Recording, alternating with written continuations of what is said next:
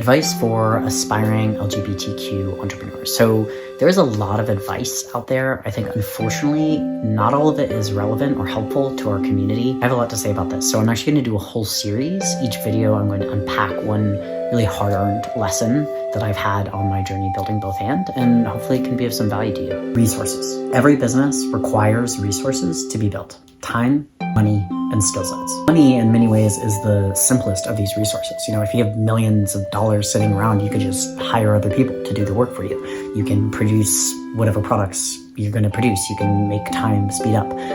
But what do you do if you don't have a lot of money? Unfortunately, that is the case for almost everyone in our community. So one route is investment. That's something I'm going to actually save for a whole other series because I've done that. I've gone out and raised money for both and.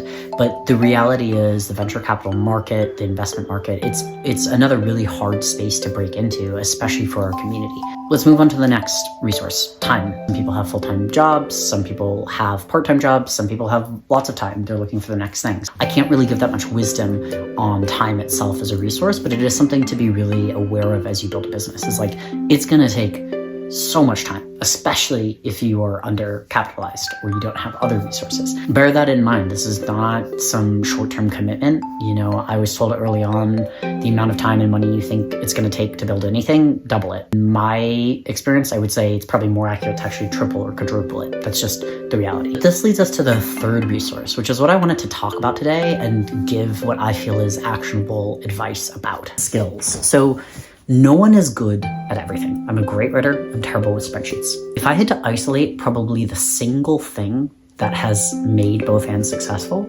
it's the fact that I have friends with so many different skill sets. I didn't do it transactionally. I didn't do it planning this.